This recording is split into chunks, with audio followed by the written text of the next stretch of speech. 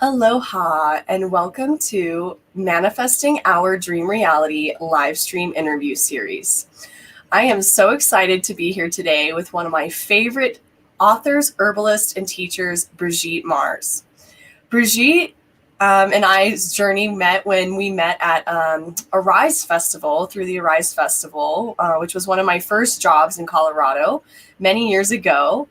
And I went from just a friend and student of hers to diving deeper with her in her 10-week herbal healing class series. And I was so impressed by her class series. She talks so much more than just about plants. She does have 13 books, which I'm like, wow, you're like such an amazing, author and writer. And I really appreciate your class series. We went over so much more than just plants. It touches on aromatherapy, Feng Shui, looking at the different directions and, the colors. And I just have been so inspired by your work over the years. And so, Brigitte, I'm so grateful to be here with you today. Thanks for coming on. How's your day going so far? My pleasure and honor, Brielle. And I remember I took your class on manifestation and how to use all these social media tools. And you've been a teacher in my life as well. So thank you. Yeah, it's really wonderful how, there's always something to learn, and there's always something once we've gathered enough tools and resources in our toolkit to teach and to share. And I was on yesterday with Anastar Maka, who she will also join you for week number 1. Brigitte will be joining the Manifesting Our Dream Reality workshop series for weeks 1 and also week 6. Week 6, we'll talk about plants, animals, and nature spirits, which is her genius. And I'm really excited to dive deeper here with you today and just to kind of learn more about your journey. So my first official question for you, Brigitte, is how did you get started on this path of, diving deeper into plants and learning about nature spirits? I've been to your home several times, and I love, you've got so much more than just plants. You have like this amazing, energetic kind of bagua design space, and I loved learning about Feng Shui from not only your teaching of it, but just being in your home space and seeing how you have your energetic space design. So I'd love to hear a little bit more about how you got started on your journey. Well, I think as a child, I loved fairy tales. And of course, fairy tales always had some kind of magic potion, which was often made out of plant medicine. So that got my interest. But then I was so blessed to have this wonderful French Canadian grandmother.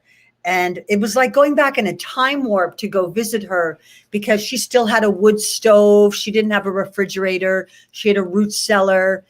Even though she was, Catholic, she read tea leaves and she read palms, and she really observed all the signs of nature. And, of course, I remember things like going and making maple syrup. And then her idea of ice cream was to put maple syrup on snow. And she spoke French.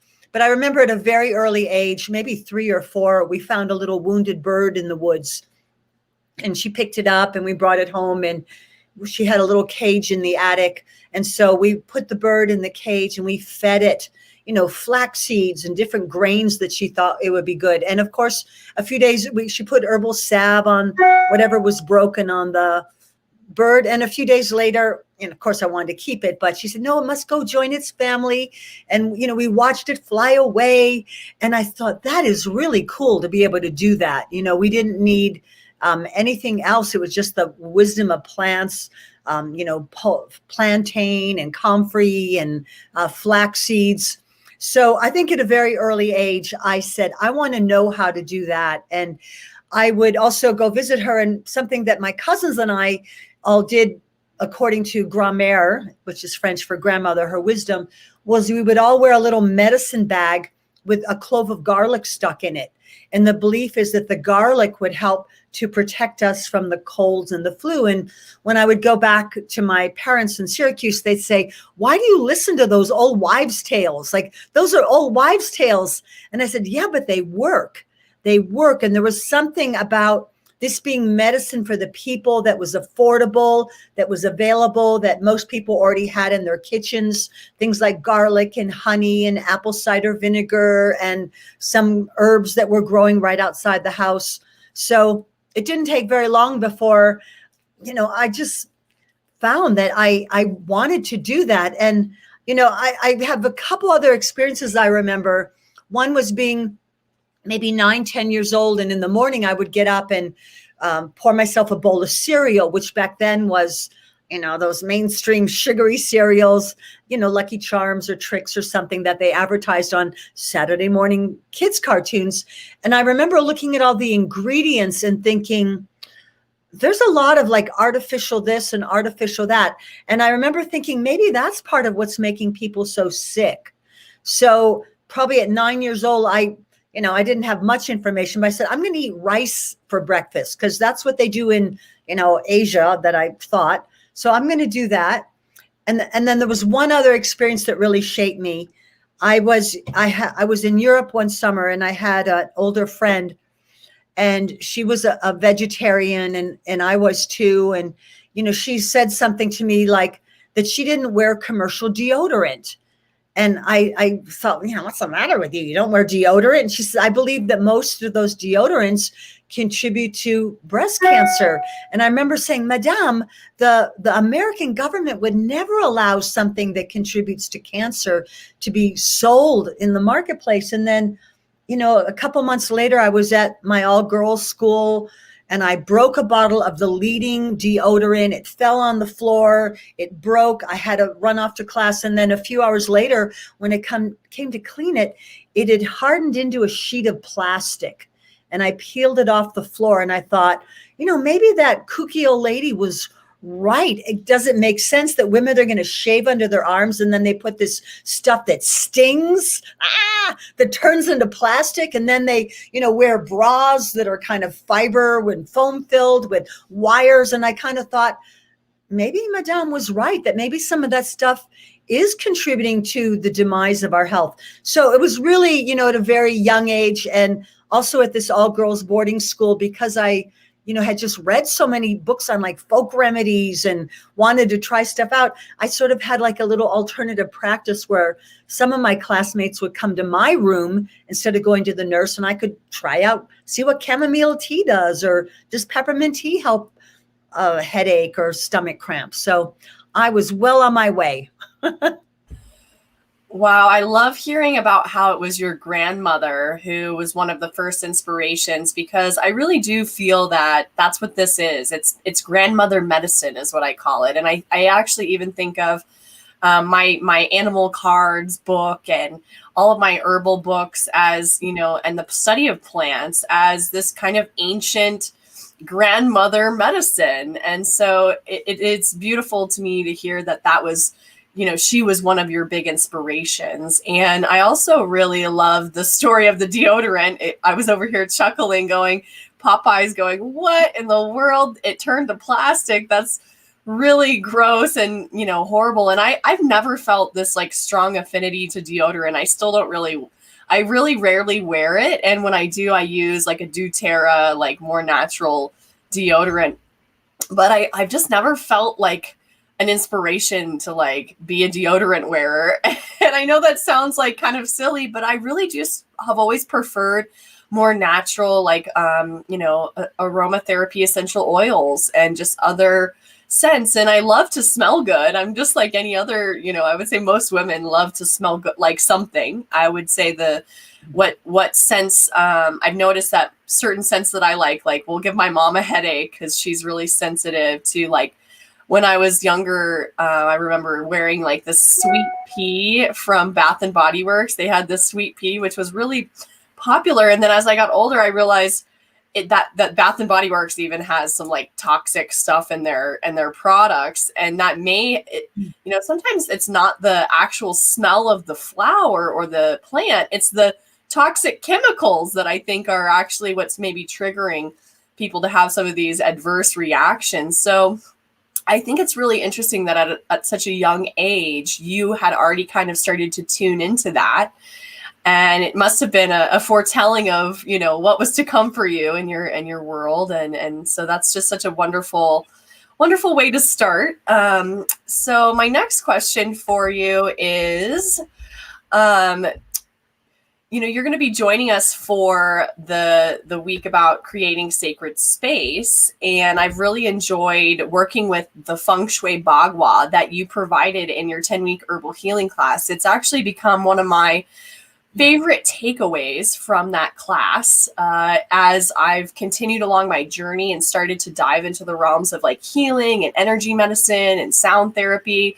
I've really noticed that, you know, the way you design a space, and it could be just your workspace, it could be a room, it could be your whole house, you know, you can take that bagua and you can kind of microcosm it or macrocosm it. And it's really interesting to me how when I am more intentionally designing, that I notice a massive difference in how kind of things flow for me in my reality. And so I'd love to hear more about your journey with that and how you got into Feng Shui and how you use your Feng Shui Bagua. Okay. And I just want to say two more things to complete what we were talking about is that, you know, I think that modern medicine is really quick to say that these things haven't really been tested. Yeah, you should talk. But that herbs have been used by millions of people for thousands of years. And to me, that is a very valid form of testing because, you know, folklore continues and people say, no, don't eat those mushrooms. Those, you know, those are not good. Those can kill you. And we also are learning that about 60% of what we put on our bodies does get absorbed. So how many toxins are people putting on with the sunscreens and the lotions and the sprays and everything? And I just had a client who had tried to dye her own hair because her hairdresser wasn't seeing clients, and she got a terrible scalp infection that, you know, people are putting things right on their scalp and thinking it doesn't go anywhere, but it could very likely end up in our bloodstream. But Feng Shui means wind and water, and it is the ancient art of placement. And you mentioned the bagua. So a bagua, this is a chart that was designed by a woman. I don't know her name, but I love this chart. I met her at some conference. So it's sort of a grid and it's like a map. And so what's nice about Feng Shui is it looks at the ancient art of honoring all of the elements in nature. You know, I'm sure a lot of us have been to a place that's like considered modern and it's like all metal and glass and metal and glass. So that's really only honoring a couple elements. So in Feng Shui, we honor the 5 elements that are considered not only out there in nature, but also part of our body and that correspond to our mental states and our health and well-being. So we honor, you know, all of the elements. So wood, and then water and fire and metal and earth. I think I said 5 there. But in any case, it's the art of placement. And as you were saying, you can use the principles of Feng Shui for a room, for your whole house, for your garden, even for things like your computer dashboard. And I feel like it's a little bit of energy magic. And, you know, people are really quick to say, well, I'm not into that new age stuff. But Feng Shui is also something that has been used by millions of people for thousands of years. And I think the real power and magic in it is that we are looking at honoring all of the elements and that there's a place for everything. And I remember an early thing in Feng Shui. I had spent the night at a friend's house who lived up in the mountains. And then the next morning she was going to go and to the bank and ask for a loan. And I looked at her wealth corner, which is generally the furthest left from the main door. So the furthest left from the main door. And I saw that's where she had the cat litter box. And I thought, this is your wealth corner. You're going to have the cat litter box in there. Like, that's something, you know, you're wanting to like, doesn't smell too good and needs to be cleaned frequently. So we moved that. I think we put the cat litter box in the laundry room and then hung some crystals in the wealth corner, because in Feng Shui, one can never have too many rainbows. So it's going to, like, the crystals are going to be shooting rainbows all over the wall. And, she did get her loan and still has her company. So Feng Shui gets us to have an intention about where we place things. So perhaps there's an area of our life that's not working so well, maybe relationship or career, or we would like to be more artistic, or maybe we are concerned about our wealth, our finances, or our reputation in the community. So Feng Shui is sort of a way of tapping into the energy fields that are already there. And again, Feng Shui honors all of the seasons, all of the parts of the body, all of the colors, and it's really a powerful tool. And I don't even consider myself a master at it. I mean, there are people that are, masters, like my friend Jamie Lynn. I love her work, but it is something that you can start out humbly, and whatever part of your life you want to improve, you might look at, well, what's there? Do you have dead plants in that area? What is the intention? What is the message in the world? And, in Feng Shui, it's not like, oh, I Feng Shuied my house, it's all done. It is a work in progress. It's something that we continue to do as we clear clutter and we think about, getting rid of things that don't work, that don't have positive imagery, that maybe bring up a bad memory, that are broken and never going to work. And maybe there's an aspect of our life that we really want to improve. We're trying to bring more love into our life, more relationship. Another example, I had a friend complain that she hadn't been on a date in 10 years. And I love to look at people's bedrooms. And I looked in her bedroom and I said, in your bedroom, you have a picture of one moose, like one lonely moose all by itself. And I said, I notice in the living room, you have a picture of another moose. And it just happened to be one was a female moose and one was a male moose.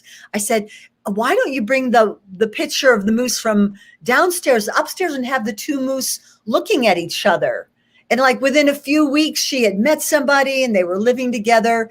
Another thing, I was in a friend's house and she had a picture of her husband and her in the bedroom, but they were looking away from each other. And I said, why don't you just put them so they're looking at each other, to that you're putting intention into strengthening this bond and to keeping your love alive. So Feng Shui is really all about intention, the art of placement. And the real magic is that we're thinking about what we're doing. And so we're co-creating with nature and putting energy into it. And as your title of your podcast here, Manifesting Our Dream Reality, it is another tool exactly for that. How do we manifest it? It's not only that we're thinking about it, we're putting our material realm into action so that our dreams really do come true. That was a fantastic description, and I love the story about the two moose.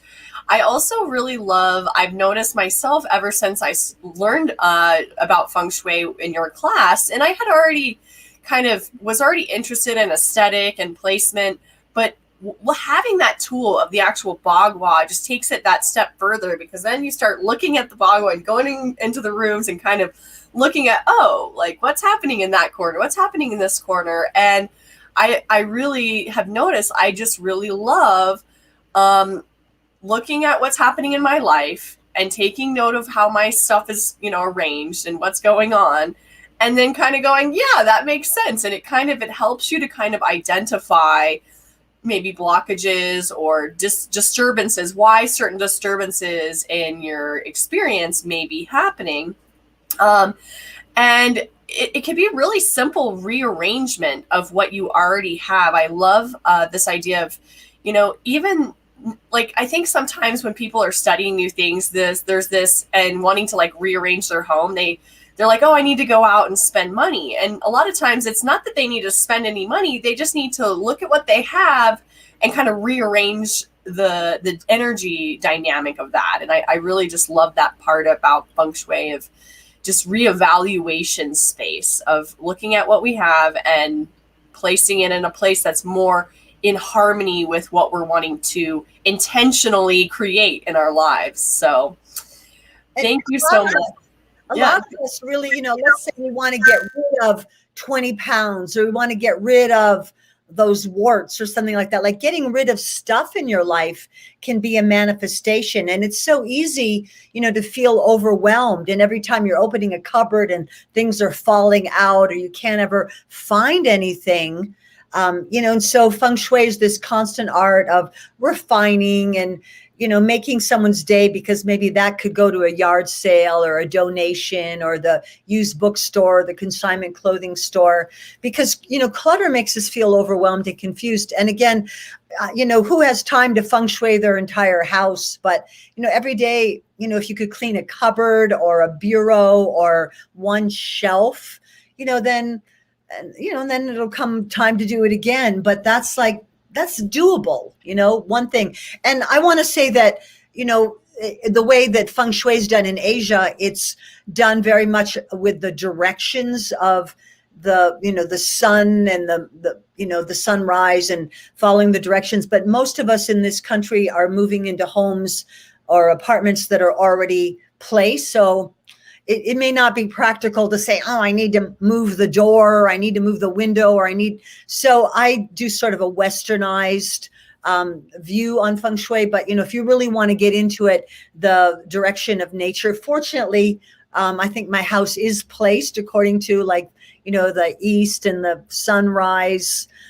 So that's great. But sometimes you just have to make it work for you. And I think it's really about the intention rather than, being in line, because most of us aren't going to be able to change the direction of our homes. What I really like is actually when I'm looking at the bagua and I'm walking around the house, before I've even started to really intentionalize maybe a placement, I do sometimes notice that my natural affinity is to place things based on the bagua. It's almost like this sort of natural energetic affinity that I seem to have. And I'm like, oh wow, I put the money tree in the money corner. Like, wow, I'm doing something right. And that's what I would like to hopefully inspire some people in the workshop. I do want to look in the workshop a little bit closer at the bagua, and I'll have one that I can provide that people can print out if they want to do a deeper dive at home after the workshop is over.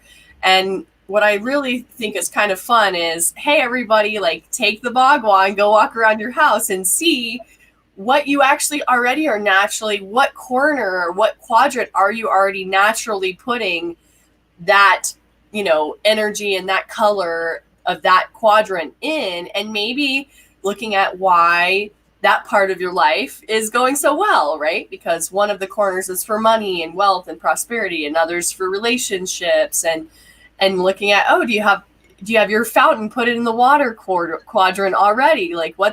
Because I do find that people have kind of a natural affinity to it in some capacity. And so that's what's fun for me too, is just looking around people's homes, and I'm like, wow, they've got this one perfect, and they don't even know what Feng Shui is, And some people are really intuitive with it. And it's good to look at what's working in your life and what isn't working.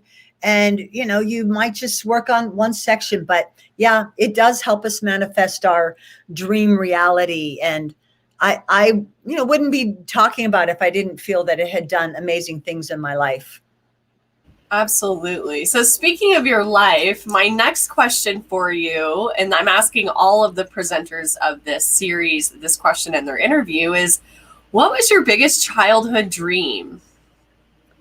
Well, I think my biggest childhood dream was I really wanted to learn how to do healing with plants. I thought, I touched on that already, but it just seemed like the most noble career, that you could help heal people, but rather than doing it with shots and drugs, of which I was no stranger to, because I grew up in upstate New York. And even though I would go visit my grandmother back home, it was constant antibiotics, injections, more antibiotics, boil in a bag vegetables, processed food.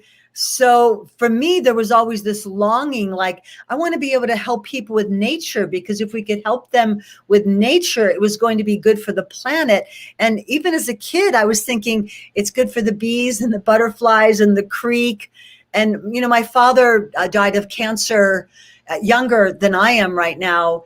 And, when in retrospect, I remember asking my mom a few years ago, why do you think Dad got cancer at such a young age? And he worked, his office was right next to a huge pharmaceutical company, whose name I will not mention, but they were totally blasting. There was always this black smoke in the air. And, we saw it then as like a sign of progress. They're making powerful drugs. But to this day, my mom thinks he breathed in on a daily basis this toxic stream of chemicals that were in the air. And of course, back then, we listened to, at least more, some people listened to, what was being told in the media and on the television. But even now you look at, eat this food, take these drugs, eat this food, take these drugs. You should see a connection there. So that was my big dream as a child, really, to be able to help nature and help people in a way that was really fair. And, I really had a lot of admiration for the Native American culture. On Saturday morning when I would watch the TV shows, the cowboys and the Indians, I kind of always thought, but the Indians are so cute, and they've got these, great costumes, and their houses are round, and they have awesome names like, Morning Star and Red Feather, instead of like, Dick or Pete or something, and I just said, well, I kind of like that. I kind of like their principles, and I didn't like it when they got killed on the movie. So I think that there was this thing about really honoring that living in a more sustainable way would be a cool thing to do. And so, of course, it wasn't very long when I, was a teenager and heard about like hippies. Wow, living communally and growing our own food. And, it's okay to name your kid Morning Star. Of course, I named my kids Rainbow and Sunflower. But that idea that we needed to live in a way that was going to be kinder to the earth. So I think that's always been my dream, and it's really never gone away. I love hearing about the little story about your dad, and I'm sorry your dad passed away at such a young age. I just want to say I don't think I knew that about you, and I know that it's hard to lose our parents. I haven't had that experience, and I hope it never happens. But I feel like what you're reflecting upon about the toxic smoke in the air, I think about this past summer and how we've had these fires all across the United States. And even I had this moment where I got like I got in some respiratory distress from the smoke. And it was a really stressful thing because there's this virus, and I'm like, do I have coronavirus, or am I just, getting what would be assumed to happen if somebody was breathing dirty air? And I really, really, really want to help reduce pollution. And, one of the ways I've thought about doing that is like, I love to create art. And so I've started doing a lot more upcycled art, and even starting to get into, I called it reUtiful, right? So taking like trash and collecting little like bottle caps and things and starting to want to make art out of them. And I've also always collected like little stones and shells and things that kind of come to me. And so that's one of the nights I'll be speaking about talismans, amulets for healing, protection, and connection, which I know you also kind of, know a little bit about that topic as well. And as I was just looking at you, you always have such a beautiful like pendant or something that you're wearing. And I actually charge my jewelry up. I'm actually wearing some shungite right now, which actually is supposed to be a protective stone from, electromagnetic frequencies. And so, and I bring that up because it's not just the physical smoke that you can actually see. There's a lot of invisible pollutants and toxins that we're now being bombarded by. And I do find that plant medicine can be very helpful for reducing the toxicity, both on a 3D physical, I can see the smoke and the pollution, but also on a non-physical level, because plants are very energetic. And this is kind of a question that's randomly popping in, but I wanted to ask you about flower essences and gem essences and working with the energetic properties of plants. Is that something that you know anything about or could share a little bit more about? I certainly do. And, one flower essence in particular for human-caused pollution is pink yarrow as a flower essence. And, as you said, shungite and obsidian, and, I have all kinds of stones and reishi mushroom and magnet things around my computer. But I do feel like one of the most powerful things we can do in this modern time right now is adapt. Because I don't think we're going to be able to stop. I mean, I'd like to stop things like, chemtrails and those horrible polluting chemicals that people buy to clean their homes with. And not to mention that they actually spray them in their hair and put them on their face and their body, and it ends up getting into your bloodstream. But I feel that a real important piece of wisdom is that the weeds adapt. And so a big part of what I teach is learning to eat the plants that are Jedi shapeshifters that adapt to adversity. And the dandelion is probably one of the most recognizable. And yet, if you watch commercials, you're going to get rid of dandelions like it was some sort of evil. And yet, think of the miracle of a dandelion. Nobody planted it, nobody watered it, nobody mulched it or gave it any fertilizer. And yet it thrives, and it can even grow in our polluted cities and survives people stepping on it and dog poop and all the things that happen in the cities.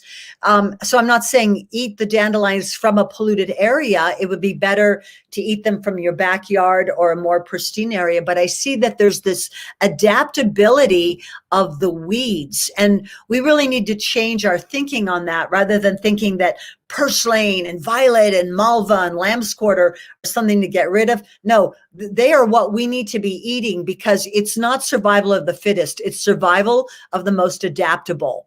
And to be able to adapt and, people said, forget it. You're not going to be able to stop 5G and again, we are all so invested in our computers and our cell phones and all these things. They're here to stay. And I really appreciate that technology. It's not like we all need to go back to, cave dwelling. At least except for maybe an occasional weekend or something like that. But I'm so grateful for hot running water. But I think that the weeds contain that genetic secret to being adaptable that's going to help us survive well into this 21st century. So we better get with it and stop spraying them and learn to eat them and make tea out of them. One thing I remember from your class was we would go on these plant walks, and I remember going with you on a plant walk, and you did a really nice job of showing us what areas would be appropriate to harvest the dandelions, as well as where you wouldn't want to eat the dandelions based on, they've probably been sprayed with some sort of fertilizer or pesticide. So that's definitely something that I really appreciated about your teaching is, as well as just looking at like what's the background and history of the plants and like, the different families that they come from, actually going out and just looking around at the world around us. I think a lot of us in this modern age of technology, especially right now, we're, kind of being scared inside of our homes because there's a virus, a lot of us. I think it's really important for people to get outside of their homes and actually look around at the world around them. Because what if, I hate to go like conspiracy theory, but I've definitely thought, what if the internet went down or electricity, the power grid went down? Like, what would I do? What would I eat? What could I eat that's in my own backyard? And where does food come from and grow? I think that I've noticed that there's a disconnect with a lot of modern day children about where food comes from. And so I do think it's really important that as we grow older, if we aren't given a lot of education on how to grow food or what is edible in the local area around us, that we do our part to discover that. Because as much as I appreciate technology too, I'm also not wanting to be disconnected from the earth and the world around me, because that's really what's providing life to everything and everyone. And there was one thing that you shared in your teachings that I want you to elaborate on, that's coming into my mind right now. And it was this idea that whatever's growing closest to us, like, so outside your bedroom window, like what's right underneath your bedroom window, you shared this idea that the plants that we most need, or that our body is most, thirsty for, maybe in certain terms of like a nutrient level or energetic level, seem to kind of find us and grow near us. Can you share a little bit more about that? Absolutely, Brielle. And, I think one thing that really needs to change is that we are currently using about a third of our nation's water to water grass. And not many people are eating grass, unless maybe you have a goat or a pet cow or something that eats the grass. So we're going to have to really learn to respect water more. But a lot of the plants that would be growing near our home, if we weren't weeding and mowing and pesticiding, are usually edible plants. And, what about the idea that you could save thousands of dollars a year by making salad from your backyard or your patio or your, front lawn, thousands of dollars a year. And then also think about the freshness. So people think, oh, I'm so cool. I get in my car and I drive to, Whole Foods and I buy some kale. Like, how long ago was that kale in the ground? And believe me, I'm glad that we can get organic kale. But when you start making a salad out of something that's so fresh, it was growing 5 minutes ago, the vitality you get from that is something you don't get from something in the store. And, most days I feel pretty much like a superhuman. I feel like so energized. My friends say I'm like a hummingbird because I'm always like kind of buzzing around or flittering around. I multitask, and I really do think that eating, wild food, nettles, malva, violets, dandelion, and again, things that I might be growing in my yard. So I'm really hopeful that, we don't wait till it is a dire circumstance, because if we can't see the writing on the wall, it's pretty dire right now. And for those of us who lived in Colorado around the time of the flood, a few years ago, it's like, you think you're going to get a sump pump at the hardware store when the water's already rising in your basement. No, they've been out for a few days already. We need to be more prepared, because when there is some type of peril, and most grocery stores could run out of food in 3 days if the trucks couldn't come in or there was some cataclysm. And yet people think we're so dependent that it's going to always be this way and the trucks are always going to bring the food. Even working at a pharmacy, I work part-time at Pharmaca Integrative Pharmacy. I mean, when this plan, whatever you want to call it, began, things like masks and hand sanitizers and elderberry syrup and vitamin C, they were sold out for weeks, because all of a sudden people came in and bought everything up. And so it's just good to be prepared. And I think that makes sense. Don't think that things are always going to be this way. Civilizations have come and gone.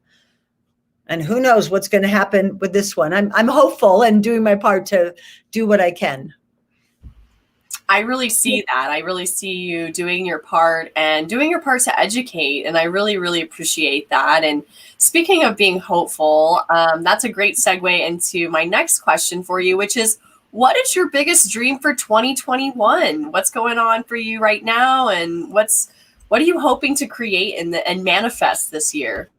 Well, thank you, Brielle, for that wonderful question. And something I feel the way I want to answer that is I always like to think in terms of the chakras. And so this is really not just my personal thing. This is kind of like wisdom for all of us and things that we might want to look at. So if I think of red being at the base of our spine, our more primeval sense of survival, like this might be a good time to think about, do I have a first aid kit in my house? Do I know how to do CPR? My partner and I, this past year, we took a wilderness survival class, even though I have lived in the wilderness before. But I thought it's always good to get a refresher and learn more skills. And then also a self-defense class. So what are you doing to survive? Maybe you need to, lock your doors or have a security system. But maybe you need to think about having some food in your home in case the power went out for 2 weeks or something like that. So that's about red, survival. And then orange is about, creating community. And, during this time where many of us are not, being so much in the public and there's not so many public events and we're doing more things online, what can we do to make our relationships sweeter? What can we do to be more celebrating cultural diversity and inclusive of all kinds of people and expanding our net of kindness and compassion, and also creating community? I think one of the things that's happened during this time of keeping more to our homes is I've learned to meet more of my neighbors. Never before have I had so many neighbors' phone numbers or people looking out. Fortunately, we have this guy next door. He's kind of like Batman. He's like always looking for like trouble. And, I found my stolen bike down by the creek and I called the police. And so we got Batman living next door, but really appreciating our neighbors and having neighbors you could go to, like, would you keep an eye on my house? Or if I get a package while I'm gone, but also, sweetening what we have. And since, our time here on this planet is finite, letting those people we care about know that we love and appreciate them, because we never know how long we have. And so I just think, clear your slate now. All right. And then yellow is about, I'm kind of pointing to my stomach and my hara, this chakra. So the color yellow really is about, what are we doing to build our health by what we put in our mouths? So believe me, I do not think that great health comes from sanitizing your hands and wearing a mask. That might be more disease prevention, but I think that good health comes from what you choose to put in your body. So maybe this is a really good time to look at, am I eating colorful fresh fruits and vegetables? Am I getting off the things that I'm allergic to? Could I be letting go of addictions that are maybe compromising my immunity? Like, come on, this is not a time to be fooling around and playing with fire if, people around us are falling ill. We need to be building our health all the time, not just stay indoors and live in fear. So getting off of allergens and addictions, and then, really what can we do to eat more healthfully? So using culinary spices would be good. The antimicrobial properties of garlic and oregano and cayenne pepper and so forth. And the green is about how can we live more green? So growing a garden, learning to eat more wild edible plants, learning to clean our homes with natural things like white vinegar and baking soda. Green might also be about putting our finances in order. I know that might be a difficult thing when so many people are unemployed, but it might even be something so simple as, telling your kids or your partner, like, see this bowl? This is an heirloom. My mother brought this back from, Greece and it's worth $1,000, but this is from Target. So, the keys to whatever, like, where you have your safety deposit box or your banking, or just putting your affairs in order, because we never know how long we have here. And then green would also be about expressing kindness, compassion. Maybe we can't do everything, but maybe we take on a few cases like, save the whales or save the rainforest or save the bees. That's a big one for me, the bees. And then blue is about our throat chakra. And this is using our language more affirmatively. So maybe we are going to speak more positively rather than saying, oh, I'm such a mess or I'm so disorganized. Our language might reflect, I am taking steps to be more organized, or I'm going to express my gratitude more, or I'm going to maybe not use profanity so much, whatever it is. Or maybe I'm going to use my voice to write a letter to the editor or speak out on a podcast or create truth, beauty, and art and goodness. So by creating art, I think that's a wonderful manifestation because beauty is awesome. And then this is our ajna, or our third eye. The color is indigo. This is about what are we doing to enhance our intelligence. So a lot of people have a lot more time at home right now. Are you going to be smarter when all this is over? Or did you spend your time watching junk food TV? Or reading junk literature, because this is an opportunity to be talking about, what could I be learning so that I'm smarter? My partner and I, when we watch a movie, we always watch it with either French or Spanish subtitles, because we see that as a peacemaking effort. The more people we can communicate with, that's a step towards world peace. So it's more inclusive, but also, are we reading things that make us smarter? And we should keep learning our whole lives. And then the crown chakra, the top of our head, violet, really corresponds to getting spiritually connected, because we are all going to die. And surprise, surprise, we need to think about it, because it may not be from that thing, which we're not supposed to say on the air, we get censored. It might be from, going out in your car or going in an airplane, or, people fall, all kinds of things. So what do we believe in? What can we do to cultivate that spiritual connection so that it is time for us to leave? We can do it with more grace and ease. And maybe that means prayer, meditation, shavasana, reading spiritual texts. It doesn't all have to be the same. But that's sort of my vision for creating a better world. And there's different steps that each of us can take on for our own personal lifestyle for achieving that.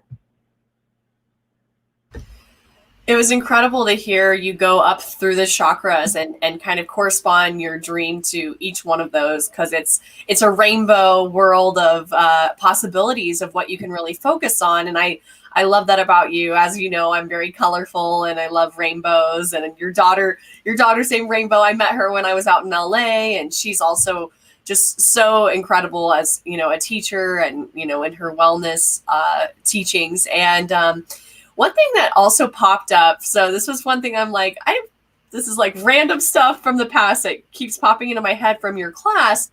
But in the first interview I did with this gentleman, Lee Davey, when I asked him about what was his biggest childhood dream, he said, I kind of shut down my dreams because I used to have all these snake dreams. And I also have had snake dreams in the past.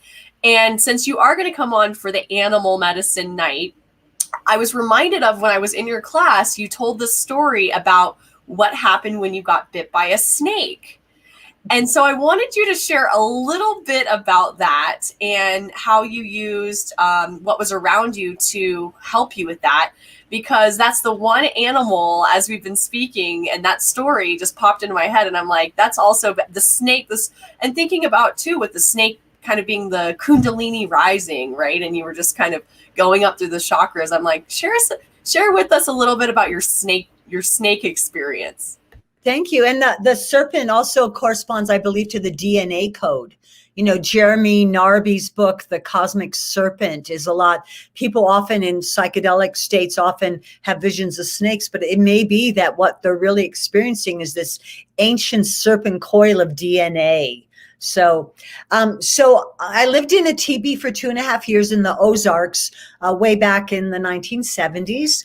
And I one night living in the teepee, I said, I think it's going to rain tonight, so I'm going to go out and close the flaps before it starts raining so I don't have to do it in the dark. And one thing that everyone knows in the Ozarks is you're supposed to wear boots, but when you go outside after dusk. But I thought, well, I'm just going right outside by the teepee, and I was barefoot. And I felt a sharp pain on my foot, and I looked down, and I had just gotten bit by a copperhead snake. And I went back inside the teepee, and I was looking in all my books, like, what do I do? Oh, what do I do? You know, and there were I had a book on Chinese medicine, and it had some Chinese herbs that I certainly didn't have access to in Missouri. And my husband, who was my partner for many years, he had this idea. We had a little shop vac in the teepee. And so we did have electricity in the teepee, and he turned on the shop vac and sucked the venom out, which I thought was really brilliant. And then another thing is I finally pulled out a book on Native American herbal medicine, and it said that the natives used echinacea. As a matter of fact, the word echinacea purpurea, echinacea angustifolia, used to be called Missouri snake root or Kansas snake root. So my partner yelled to the main house, and one of the other commune members came down, and there was echinacea growing there right next to the teepee, actually right by where the snake was. And so she dug some up, and I chewed on the root, and then we made a poultice on my foot. Now, the sensible thing would have been to gone to the emergency room, but we didn't have a telephone. You're supposed to call ahead so they can prepare the anti-venom syrup. And it was a very hard to navigate 4-wheel drive road. So we really just had to take care of it then and there. But again, if you got bit by a poisonous snake here, I would most likely seek medical attention. But so what we had was a shop vac and echinacea. And so sometimes you have to be adaptable and use what you have. Because, you know, a 3-hour ride to a hospital might have been too late. So acting quickly was really very important. Thanks for sharing that story. I remember you when you spoke about it, and I remember how inspired I was hearing what you quickly snapped to action and were able to do to treat yourself. And I think that's really important too. Like, people they might be hours from a hospital. And so just having an awareness of what types of plants and animals are in the local area that you need to be aware of, and B, what they can be used for. And what was my favorite part about that story was that the snake and the echinacea were like right next to each other. And I think this is it's kind of like this energetic, it almost has like a bagua energy, right? Because a lot of times the solution is right next to the problem, And so this idea that is more common than not also plays into like all these different like energetic and herbal medicine and plant medicine. I feel like we sometimes are like reaching for the solution and researching the solution when it could be like right in front of our face, It's really amazing. And, another example, Brielle, is that very often where poison ivy is, the remedy for poison ivy is right there. In Colorado, it might be gumweed. On the East Coast, it might be jewelweed, plantain. And then, when you go up to the higher altitudes, you have herbs that help you to breathe better in thin air, like osha and grindelia. And if you go somewhere swampy and boggy and moldy, you're going to have herbs that help to dry dampness. So, another example most people are familiar with, you go to the hot, dry desert, and maybe you have aloe vera, which is good for sunburn and moistening dryness in the body. So yeah, that is a really amazing thing, the way that nature works. I love that. There's an innate wisdom that nature seems to have if we are only open enough and listening enough and kind of develop that awareness to notice it and to pay attention to it. Well, Brigitte, it's been so amazing speaking with you, reconnecting on all these different levels. And I think that's a big reason why I'm doing this series is, just to have some conversations and kind of reignite the flame. I I don't really like the term social distancing, because I feel like it's actually programmed us to be socially distanced, when really what we should be is just physically distanced if we are concerned about, contracting the virus because we've got pre-existing conditions or whatever's going on. And so I actually like this, as a way of kind of socially reconnecting with a lot of my teachers and people who I'm, wanting to learn more about, and, some that I know about already. And so I just really have been just in so much joy and bliss creating this series and talking to everyone that's come on. Brigitte, what's going on for you? Do you have any upcoming offerings that you'd like to speak about? And, what's up for you right now in your world? I'd love to showcase what you got going on. Well, I am excited to start my 10-week class, which will start March 17th. I will be teaching it in person and on Zoom. And for people who are concerned about in person, people can sit far apart, and we'll be outdoors some of the time, but I'll be diffusing essential oils, but I'll also be offering it on Feng Shui. I'm sorry, on Feng Shui. I didn't mean that. I meant to say Zoom. So the 10-week class, I'm also working on a novel called Wildflower Child. It's not really a novel. It's sort of a memoir book where I'm writing my story. And I have a phone app out, which it's not new, but it's called iPlant. And it tells people, what you can do with plantain and malva and nettles, because a big mission of mine is to get people to respect the weeds and not spray pesticides on them. It may be that what you're trying to get rid of is really the answer to your problems. As you were saying, Brielle, it may be that weed coming up in your yard is exactly what you need for your hot flashes or your depression or your compromised immunity. So rather than trying to kill it, which is probably going to further compromise your immunity, maybe you need to learn what that stuff is. So iPlant does that. So I always have a lot of projects. I am teaching on Zoom, and I certainly hope that we can gather again at festivals. But we're all doing our best, and we're probably all driving less. As you know, Brielle, I've never learned to drive a car. I do take the bus. Even now I take the bus. I haven't flown on an airplane in over a year, but I do think that we need to, find things that we can. I mean, right now, being able to share this kind of experience with people all around the world is probably a big part of our future, and we might as well embrace it. That's incredible. I have your app, and I love your app, and I also really enjoyed your 10-week herbal healing class. So anybody who's interested in diving deeper with you, I highly recommend her class if you're wanting to go on a really deep dive with Brigitte. And make sure to stay tuned for the upcoming workshop series we've got going on. Brigitte will be on for March 11th, and then week 6, I'm like, the date of that is failing me, but both single night passes for the Manifesting Our Dream Reality, as well as the full series pass is available. So if you're interested in taking the whole series or buying a single night pass, reach out and we'd be happy to get you that information. The best place to go for all the content and information is going to be the Manifestation Media Community Group on Facebook.